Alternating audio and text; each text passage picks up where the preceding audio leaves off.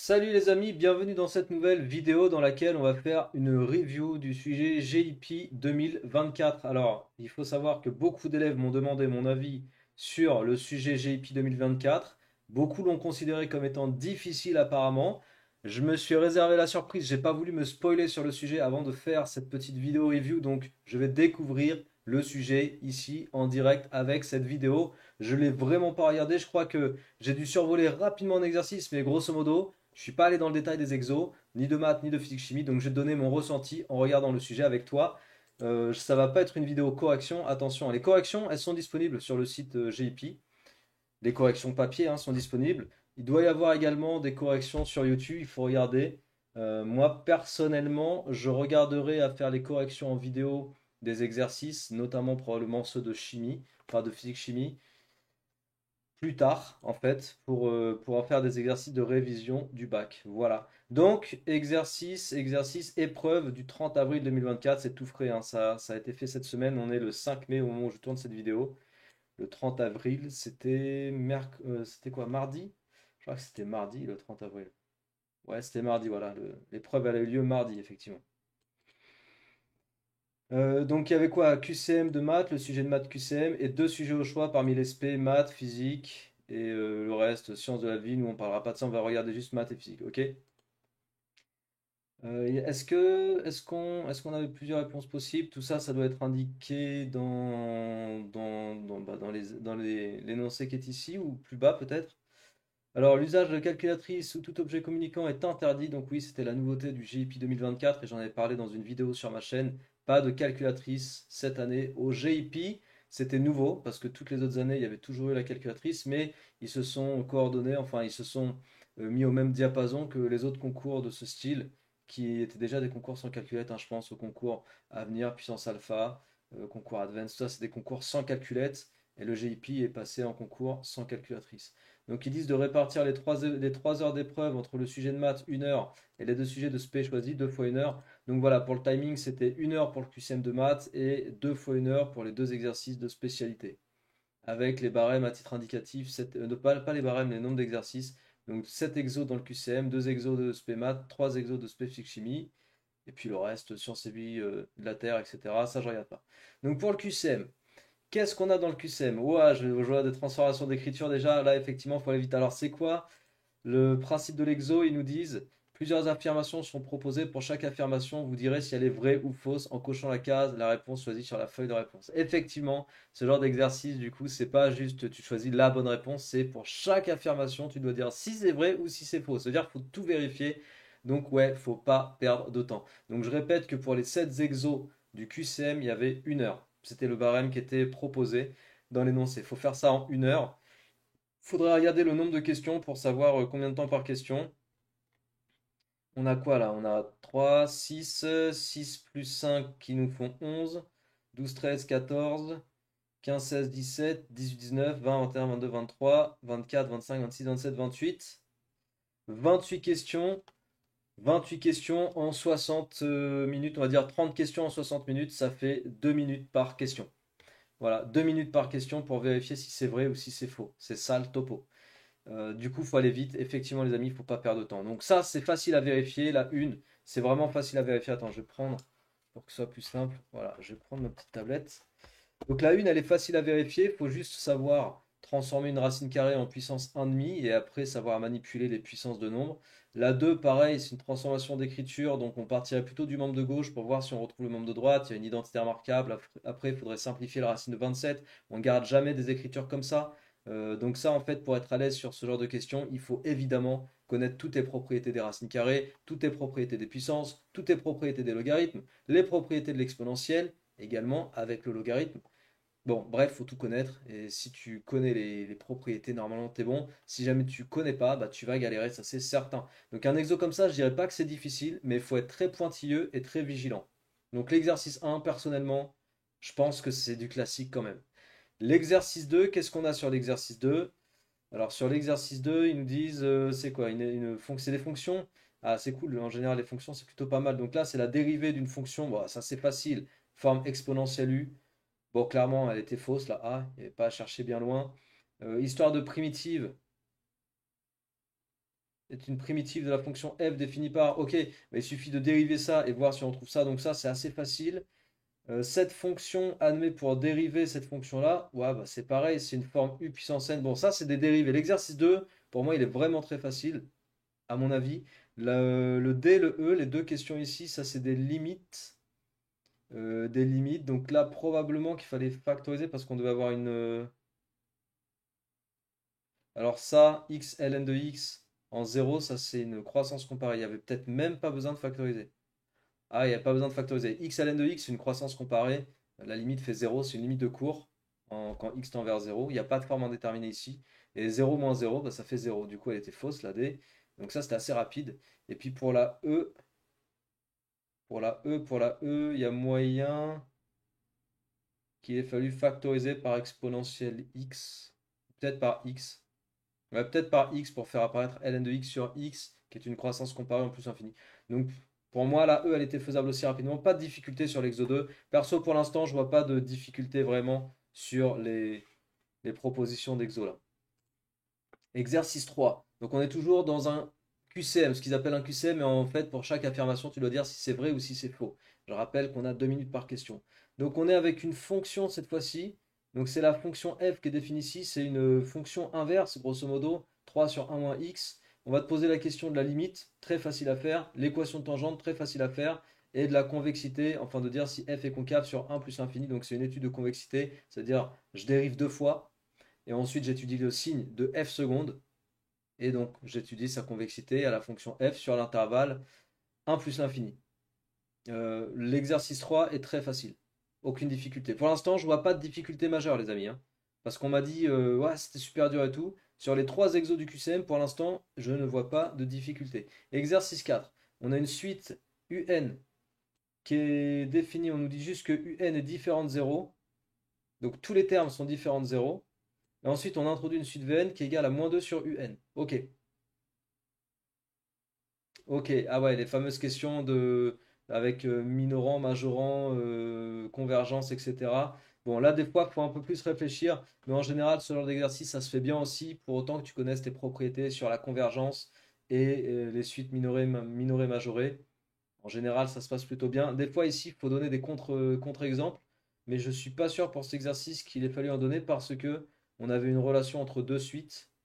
Et donc, il fallait traduire à chaque fois, par exemple, UN minoré par 2. Donc ça se traduit par UN inférieur à 2, strictement inférieur à 2.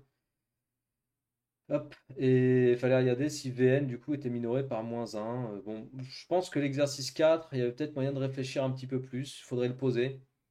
Lui, typiquement, j'aimerais bien le faire pour le vérifier. Vérifier sa difficulté. Mais à la limite, peut-être l'exercice 4, par rapport à tous les exercices là qu'on a vus depuis le début, peut-être l'exercice 4 me paraîtrait un petit peu plus technique dans les réponses que les précédents. L'exercice 5. On lance 5 fois un dé à 6 faces. Cochez vrai si la variable aléatoire proposée suit une loi binomiale et faux dans le cas contraire. Ok, donc là en fait on nous parle de deux variables aléatoires. Le nombre de lancers où apparaît un numéro pair, ok, et la variable aléatoire qui correspond à la somme des résultats de tous les lancers. Ok, bon bah ça c'est très facile. L'exercice 5, il y a vraiment zéro difficulté. Donc effectivement, le nombre de lancers où on a un numéro pair, donc en gros le nombre de numéros pairs obtenus sur les 5 lancers, ça c'est effectivement, ça suit effectivement une loi binomiale. Par contre, la somme des résultats de tous les lancers, ça suit pas une loi binomiale, ça. Ça suit pas du tout une loi binomiale. Loi binomiale, ça veut dire que, en gros, tu as une expérience aléatoire que tu répètes identique à elle-même de façon indépendante, et pour chaque expérience, tu as deux issues, un succès et un échec. Bon, quand tu t'intéresses à la somme des résultats, il y a pas succès-échec, enfin bref, c'est l'exercice 5, ça va de soi, c'est facile. Oméga désigne l'univers d'une expérience aléatoire E, et P désigne une probabilité de sur oméga. D'accord, donc on a une expérience aléatoire E, je sais pas trop. En fait, ça, c'est. Le E, il nous sert strictement à rien, là, dans la lecture de l'énoncé. C'est juste pour t'embrouiller la tête. En gros, on a l'univers d'une expérience aléatoire. Et P, c'est une proba dans cet univers. Une proba sur cet univers. A et B sont deux événements de proba respectifs 0,6 et 0,4. On suppose de plus que P de A union B égale 0,8. Ok. P de A inter B.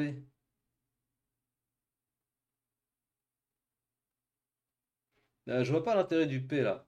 P désigne une probabilité sur oméga. Je j'arrive pas à saisir parce qu'il nous en parle pas du tout.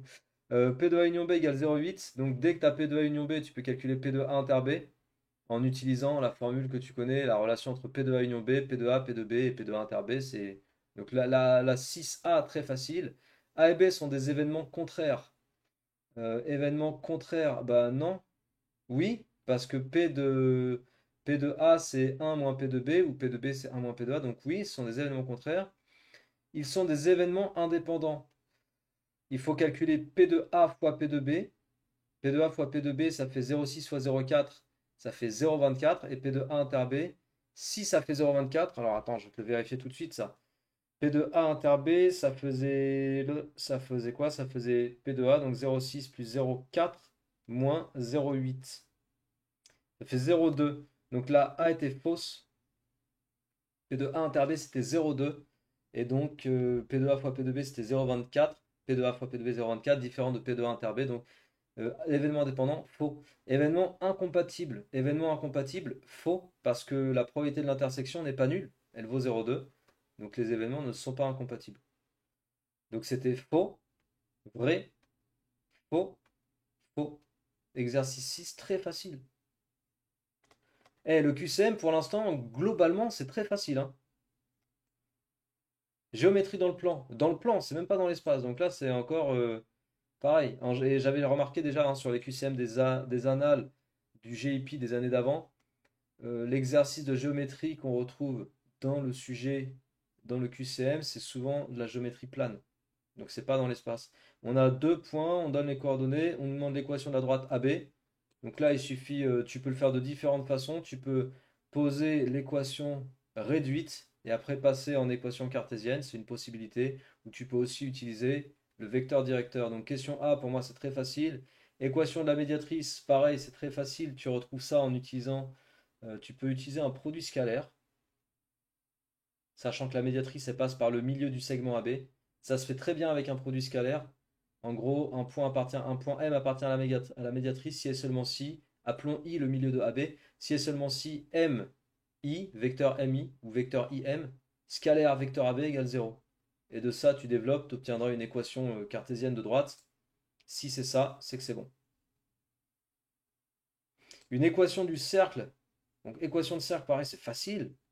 Le point de coordonnée moins 1 appartient au cercle de diamètre AB. Donc le cercle de diamètre AB, son centre, c'est le milieu que tu es censé avoir recherché pour la question B, si tu voulais faire la médiatrice. Donc tu as déjà le milieu du segment AB. Si tu veux savoir si le point appartient, si ce point-là appartient au cercle de diamètre AB, tu calcules déjà le diamètre ou le rayon du cercle. Donc le rayon, ce serait AI. Et après, avec ce point-là, tu peux l'appeler, je sais pas moi, M. Tu vérifies si IM égale le rayon. Voilà. Si oui, la réponse est vraie, sinon la réponse est fausse. Et cette droite-là est tangente au cercle de diamètre AB. Bon, là, il y a un peu plus de recherche sur la tangente. Il faudrait regarder si le vecteur directeur de cette droite a un produit scalaire nul avec tu vois, alors ça, pour les équations de cercle, je peux te remontrer. Pour les histoires de tangente. Non, ça c'est très moche. On va quand même prendre le compas. Voilà. Hop, hop. Donc, si tu as envie de vérifier est-ce que j'ai une tangente ou pas, tu traces la tangente. Tu as sur cette tangente un vecteur directeur, mettons que ce soit lui, voilà. Ensuite, donc ça tu peux le retrouver, hein, il te donne comment dire, ils t'ont donné je vais y arriver, l'équation cartésienne de la tangente. Ensuite, avec le point, ah attends, on te dit pas en quel point c'est tangent par contre. Hmm, on te dit pas en quel point c'est tangent. Ah ouais, zut. Donc il faudrait peut-être trouver le point d'intersection. Ouais, il faudra trouver le point d'intersection parce que après, en fait, si tu as besoin de vérifier est-ce que c'est bien tangent en ce point-là, par exemple, tu n'as plus qu'à prendre le vecteur formé avec ce point-là et le centre. Ce vecteur-là, on va l'appeler, mettons, V, et tu vérifies si le produit scalaire de U et V donne 0 ou pas. Parce que là, il faut un angle droit pour dire que tu as une configuration avec la tangente à un cercle. Ouais, alors cette question-là, il faudrait que je la recherche. J'ai juste un petit doute sur le fait de trouver effectivement le point d'intersection entre la droite et le cercle.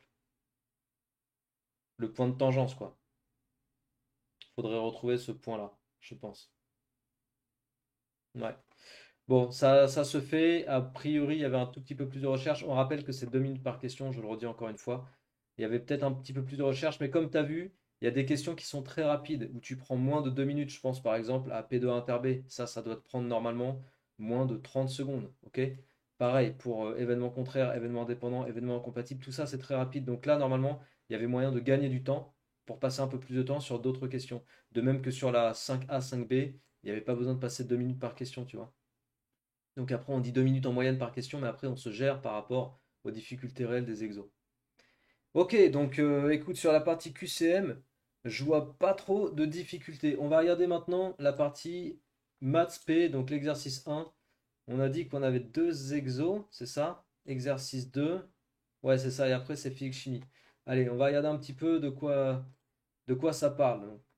Exercice 1 de SPMAT, il est sur 20 points. On considère la suite UN. Alors ils nous disent, d'ailleurs, ils nous disent pas, je pense que là en fait c'est un barème parce que c'est pas si tu réponds faux, t'as moins un point, etc. Faudrait voir la feuille réponse. Ah, j'ai pas mis la feuille réponse. T'as une feuille réponse en fait, donc il faudrait regarder sur la feuille réponse ce qui proposait. Donc on a une suite définie par un premier terme, une relation avec une fonction associée, et la fonction associée qui est une fonction homographique. Calculer les valeurs exactes de U1 et U2, ça c'est facile. Donner le résultat sous forme de fraction irréductible, facile. Le graphique ci-contre donne la courbe représentative. À partir de ce graphique, que peut-on conjecturer? Facile. Tout ça c'est très facile. Il suffit de projeter en fait. Tu pars de U0 égale 2, donc tu pars de là. Tu te projettes sur CF, ça te fait U1. Tu te reprojettes ici avec la droite miroir. Donc U1 c'est à peu près 1,2, à peu près un truc du genre. Donc déjà, la suite, elle a l'air d'être décroissante. Et après, tu vas décroître jusqu'au point d'intersection ici. Et ça va pas aller plus bas. Ok? Donc on décroît et on converge vers 1. Voilà. Donc question B, très facile. On se propose d'étudier la suite UN en utilisant deux méthodes différentes. Montrer que pour tout antinaturel, UN, bah, ça c'est très très facile. En fait, cet exercice-là, fallait choisir quoi? Deux exos au choix, c'est ça? Hum, hum, hum.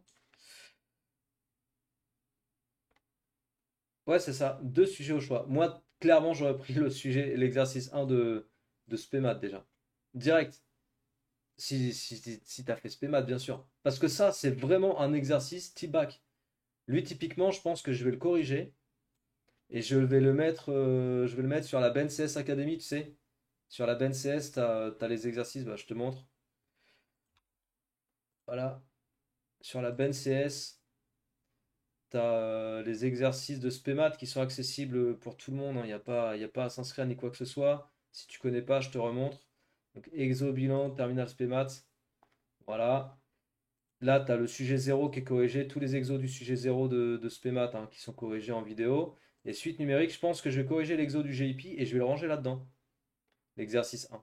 Voilà. Je vais en faire un exercice bilan. Ce sera l'exercice bilan 11. Tiens, on va se dire ça. Ouais, parce qu'en fait, il est vraiment petit bac celui-là.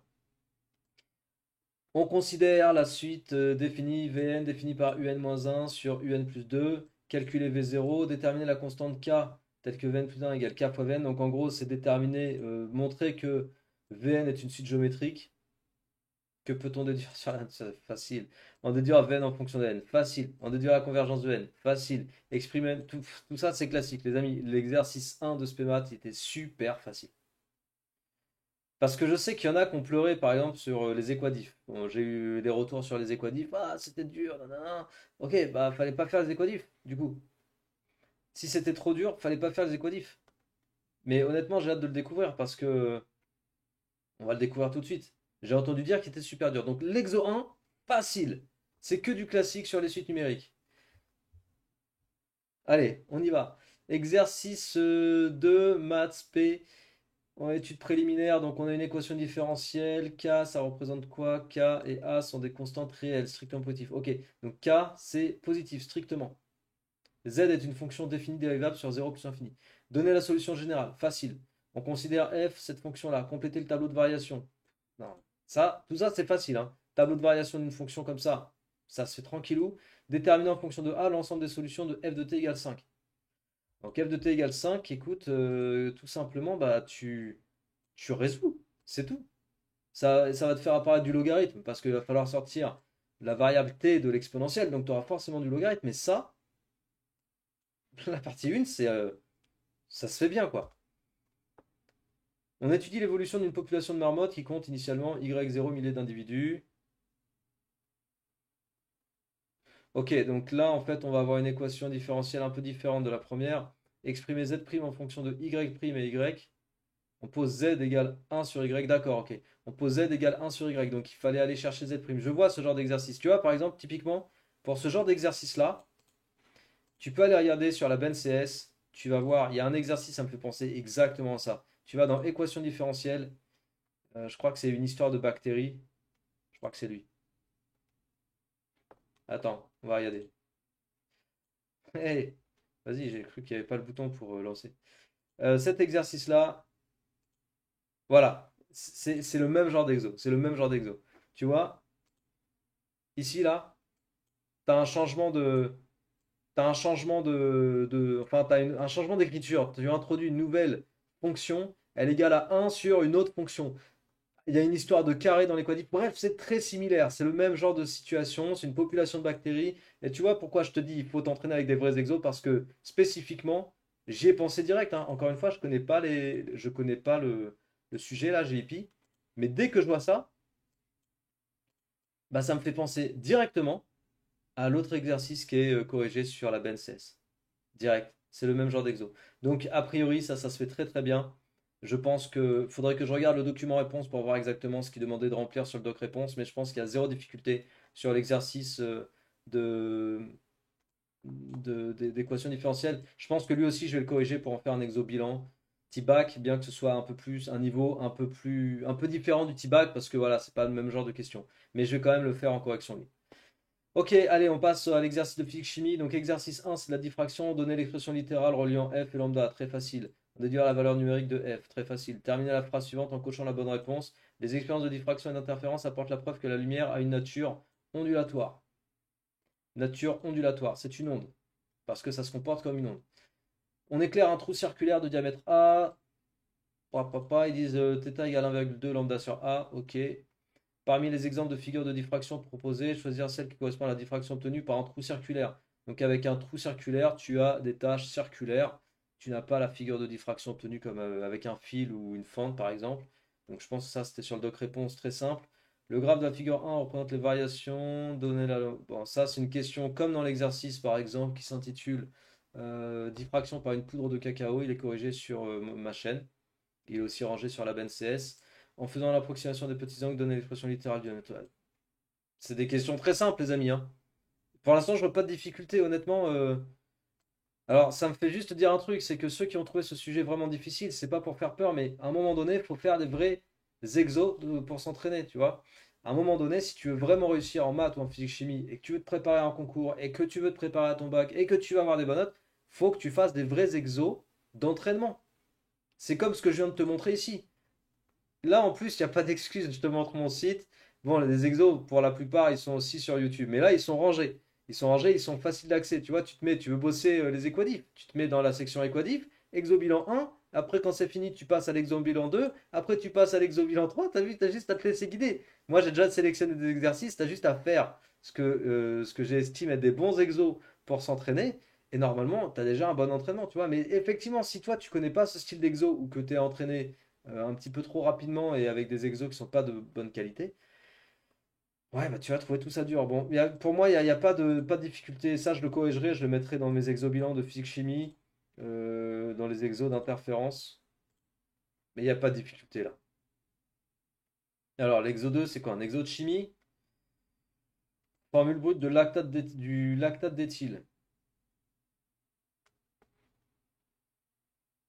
Le lactate d'éthyle. On a ça, ok.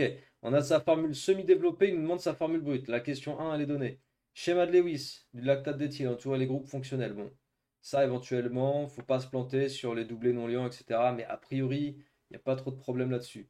La synthèse du lactate d'éthyle peut être obtenue par réaction de l'acide lactique avec l'éthanol, d'accord? Bon, ça, acide lactique, éthanol, lactate d'éthyle, en fait, a priori, c'est un ester. Ouais, c'est ça, c'est un ester, ça. Donc là, c'est de l'eau. Ils vont certainement demander, voilà, identifier le composé X. Là, pour identifier le composé X, tu fais le bilan atomique à gauche, le bilan atomique à droite, et tu regardes les atomes qui te manquent. A priori, c'est de l'eau. Si je dis pas de bêtises, de toute façon, c'est souvent, enfin, c'est de l'eau, quoi, le composé, le produit qui apparaît en plus de l'ester dans les réactions d'estérification. Donner la valeur des masses d'acide lactique et d'éthanol qu'il faut introduire dans le réacteur pour obtenir le mélange initial désiré. 10 moles, 10 moles. Eh ben, c'est un calcul de masse, j'hallucine. Juste avec la quantité de matière et les masses molaires, tu as juste à faire un calcul de masse. La question 3 c'est cadeau aussi. Préciser le rôle de l'acide sulfurique, c'est un catalyseur. J'ai vu plus dur hein, dans les GIP. Honnêtement, j'ai vu plus dur. Là, en vérité, ils vous ont sorti un sujet qui est quand même très accessible, justement parce qu'il n'y a pas de calculatrice. Je m'attendais à plus dur, hein. De tout ce que j'ai entendu, les retours d'élèves et tout. Et honnêtement, les amis, je m'attendais vraiment à quelque chose de difficile. Là, je suis surpris, à la fois agréablement surpris, non, agréablement, je dirais pas ça, mais disons que, en fait, c'est très accessible. Mais par contre, ça me surprend d'avoir vu tant d'élèves qui m'ont dit, waouh, c'est super dur. Regardez les GIP des années d'avant. Il y a des exos plus durs que ça. Alors, le dernier exo, c'est méca. Je suis pas encore allé voir la méca, mais on va voir. Un élève, il m'avait dit qu'il y avait un exo de méca, donc je sais que l'exo 3, c'était forcément de la méca. Temps de mi-réaction, c'est facile dans cette situation. Ah, la symptote, elle est là. Donc là, il faudrait faire 10 moins 4 égale 6, divisé par 2. Bref, il faudrait trouver le milieu, en fait, le milieu ici pour le temps de mi-réaction. Faut pas prendre à 5. Parce que si tu prends 5, donc 10 divisé par 2, c'est quand tu considères que la courbe, elle va venir se poser sur les abscisses. Mais là, ça n'a pas l'air d'être le cas. J'ai un petit doute. J'ai l'impression en fait que là, on va stagner à 4. Donc j'ai un doute pour la question du temps de demi-réaction. L'évolution de la quantité de lactate d'éthyle formée au cours du temps. Ok. Déterminer la vitesse instantanée. Donc ça, il faut utiliser au date t égale 0 et t égale 500. Là, il faut tracer la tangente. Et le quotient réactionnel. Pour le quotient, on choisira la réponse des questions 8 et 9 parmi les valeurs suivantes. Bon, le quotient de réaction, il ne peut pas être négatif déjà.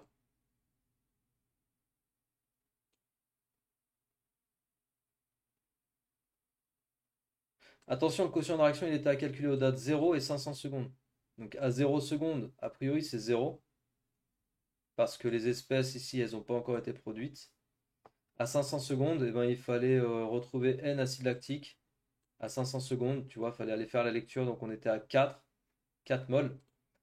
Si tu as la quantité d'acide lactique, tu as aussi la quantité d'eau. Donc l'eau ici, c'est le solvant en fait, hein. C'est pour ça que l'eau apparaît dans le QR d'ailleurs, soit dit en passant. C'est pas le solvant justement. C'est pas le solvant l'eau. C'est pour ça qu'elle apparaît dans le QR. Et ce qu'on constate, c'est que tu as le même coefficient stoichiométrique. Donc la quantité de, de lactate d'éthyle à une date donnée, c'est la même. Enfin, la quantité de X à une date donnée, c'est la même que la quantité de lactate d'éthyle. Voilà, donc 4 fois 4 divisé par. Après, il fallait faire N0 moins X, N0 moins X, donc N0 moins 4, quoi. Donc ça faisait quoi? 10 moins 4 et 10 moins 4. Donc 6 fois 6. Donc 4 fois 4, 16 sur 36. 16 sur 36. Est-ce que ça donne un truc ça? 16 sur 36? Il n'y a pas la calculette, hein. Je fais comme si j'étais en situation réelle. Donc 16 sur 36. Tu divises déjà, tu divises par 4. Donc ça te fait 4 neuvièmes. Et 4 neuvièmes, 4 sur 9. Ouais, il fallait avoir l'idée de ce que ça faisait le 4 sur 9. Clairement, ça peut pas te faire 2,25, ça peut pas te faire 2,25 10 puissance 3, ça peut pas te faire 1. 2,25 10 moins 3, ça c'est possible, 0,06. 9 fois 0,06. 9 fois 0,06, ça fait pas 4. 9 fois 6, ça nous fait 60, ça nous fait 56. Divisé par 100. Non. J'aurais tendance à dire par élimination que ça faisait 2,25 10-3. Attends, non, c'est pas possible. Bah ouais, non, 0,44. Comment ça se fait qu'il n'y ait pas la proposition? 0,44? Ou bien c'est pas. Ah, j'ai pas pris le volume. Mais c'est le même volume. C'est le même volume. Et c'est pas 4, c'est ça? J'ai 4. Là j'ai 4. 4 fois 4, 16. Ça c'est bon. Et ça, ouais, j'ai calculé tout à l'heure avec les quantités de matière et pas le volume. Et pas la concentration, parce que les volumes ils se simplifient vu que t'as le même volume en fait pour toutes les espèces. Donc ça, est-ce que c'était bien 10? Ouais. Et 10 moins, ça c'est ça c'est la valeur de x, donc 10 moins 4, 6. 6 fois 6, 36. Ouais. Bah, je sais pas pourquoi ils proposent pas.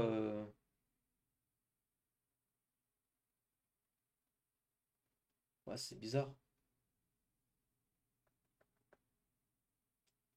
C'est bizarre. Alors la 8, il faudrait que je cherche l'exercice, parce que là, je suis pas dedans, j'ai dû passer à côté d'une info. Il faudrait que je cherche l'exercice pour savoir ce qu'ils attendaient pour répondre à la question 8 pour le QR à la date 500, parce qu'à la date 0, c'est facile, mais à la date 500, 500 secondes.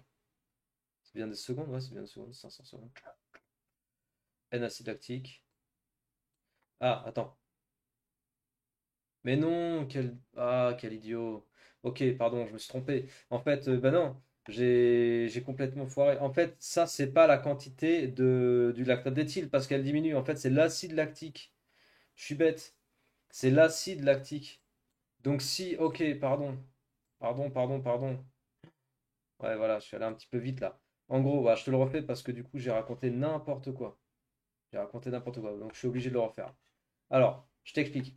Ça, c'est l'acide lactique. Donc, c'est la quantité d'acide lactique qui reste à une date donnée. Donc, à 500 secondes, la quantité d'acide lactique, c'est 4. Donc, au dénominateur, tu vas avoir 4. Je rappelle que je ne parle pas en concentration, je parle en quantité de matière. On considère que les volumes se simplifient. La quantité de l'acide lactique, c'est 4. Ça veut dire quoi? Ça veut dire que 10 moins x égale 4. Que vaut x? Bah, x vaut 6. Ok? X vaut 6. Ensuite, la quantité d'alcool qu'on utilise, donc c'était quoi ça? C'était de l'éthanol. Ouais, c'est ça. La quantité d'éthanol, ben, c'est la même en fait. Ça va faire 6. Ça va faire 4 aussi. Donc en bas, tu vas voir 4 fois 4. Et au numérateur, la quantité de lactate d'éthyle et de l'espèce X, eh ben, c'est 6 parce que c'est la valeur de l'avancement. Donc en fait, c'était 6 fois 6 sur 4 fois 4. Donc c'était 36 sur 16. Donc c'était 9 quarts.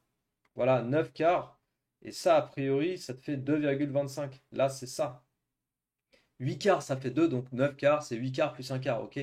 Là, le calcul, il est beaucoup plus évident. 9 quarts, c'est 8 quarts plus un quart. Donc 8 plus un quart, ça fait, pardon, 8 quarts plus un quart, donc 2 plus un quart, donc 2,25. Voilà, et là, on trouvait directement la bonne réponse sans difficulté.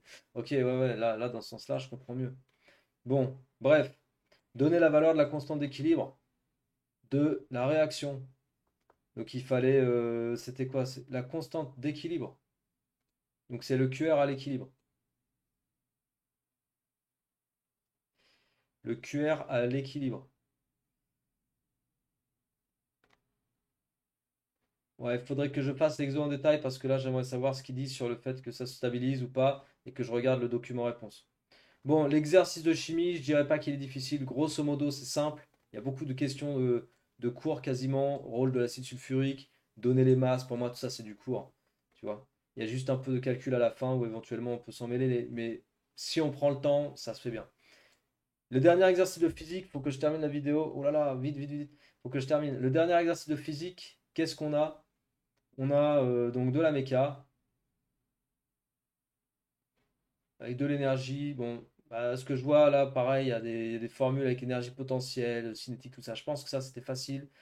Ici, éventuellement, là, tu peux être induit un peu en erreur et puis amené dans la difficulté avec les notations. Je pense aux histoires Décomposition, les écritures vectorielles, tu vois, vecteur V égale Vx fois I plus Vz fois K. Ça, c'est très courant dans les exos GEPI. C'est moins le cas dans les exercices type bac, les vrais exos bac, tu vois. Et donc, des fois, les élèves, ils ont un peu de mal avec ça. Et j'ai toujours considéré qu'il y a des lacunes en terminale chez les élèves sur la décomposition des vecteurs en utilisant les vecteurs unitaires du plan dans lequel on se situe. Mais bon, si t'as pas de difficulté avec ça, je pense que tout le reste, en gros, avec les informations qu'on donne sur les valeurs, les composantes de la réaction du support, donc Rx, Rz, ouais, on a vraiment toutes les infos. Donc normalement, je pense que l'exercice de méca, il se faisait très très bien aussi. Je le corrigerai lui de toute façon. Je le corrigerai et soit je le mettrai dans les exercices soit je le mettrai dans les exercices les exobilans de spé physique chimie, soit dans les exos concours post-bac. Voilà, peut-être que je mettrai ça ici. Tu vois, là, il y a des exos qui sont dispo ici, concours GIP, concours avenir, concours puissance alpha. Bref, je rangerai peut-être ça dans le concours GIP, tu vois. Je vais voir. Je vais voir, je vais voir. Voilà, on va s'arrêter là pour cette vidéo. Grosso modo, mon retour sur les exercices de maths et de physique, je ne trouve pas que ce soit compliqué. Et je suis content d'avoir fait la vidéo, ce review, en ne spoilant pas, en me laissant découvrir le sujet avec toi directement. Comme tu as pu le voir, hein, il n'y avait pas de, il n'y a rien de caché ni rien. J'ai tout découvert en live avec toi. Je suis content de l'avoir fait comme ça pour que tu vois ma vraie réaction. En fait, pour moi, il n'y a pas de difficulté sur ce sujet-là. Un élève qui est préparé normalement avec des exo-bacs, des exos de style bac ou des exo-bilans bien choisis et suffisamment bien sélectionnés ne doit pas avoir de difficulté sur des exos. Après, un élève qui a des difficultés sur les transformations d'écriture, les propriétés des racines, les propriétés des ln, ou tout ce qui est calcul, simplification de calcul qu'on va voir ici avec les équations différentielles, dès qu'on a des difficultés là-dedans, effectivement, ça part en cacahuète. Mais après, ça, c'est la préparation, hein. Tu es sur un concours qui vient ponctuer ta formation jusqu'en terminale. Tout ce dont je t'ai parlé, savoir manipuler tes égalités, tes racines carrées, tes puissances, etc. Tout ça, c'est des choses que tu apprends sur le long terme. Si tu as des lacunes là-dessus, c'est sûr que ça te paraîtra difficile. Si tu es OK, si tu es à l'aise, bah, tu taperas les meilleures notes sur un sujet comme ça. OK? Voilà, j'espère que ce review t'a plu. Si c'est le cas, bah, n'hésite pas à partager, diffuser comme d'habitude. Je te donne rendez-vous bientôt sur ma chaîne pour tes révisions bac, parce qu'il y a beaucoup de choses qui se passent sur la chaîne. Sur la BNCS également, tu as vu qu'il y a beaucoup de contenu. Donc n'hésite pas à aller faire un tour sur la BNCS, notamment si tu dois réviser pour la physique chimie parce que pour la physique chimie, tu as ici 200, quasiment 200 pardon, exos choisis en physique chimie, thème par thème, chapitre par chapitre. Voilà, il y a tous les chapitres ici avec des exos que j'ai choisis. Au minimum, si tu ne t'abonnes pas ici à la BNCS Academy, si tu ne bosses pas avec le contenu vidéo exclusif qui est ici, tu peux au minimum aller regarder les exercices que j'ai sélectionnés pour faire tes révisions. Tu vois, les exercices que j'ai sélectionnés ici, tu les retrouveras pour la plupart. C'est des petits bacs, donc tu les retrouveras facilement. Et c'est ces exos-là que je te conseille de faire si tu veux réviser le thème transfert thermique. Si tu veux réviser circuit RC, je te conseille ces exercices-là. Si tu veux réviser par exemple effet Doppler, je te conseille ces exos-là, etc. Donc bref, au minimum, je t'encourage à aller voir les titres des exercices pour savoir sur quoi tu peux réviser. Voilà, je te laisse là, je te dis à très bientôt, travaille bien, reste bien discipliné. Ciao.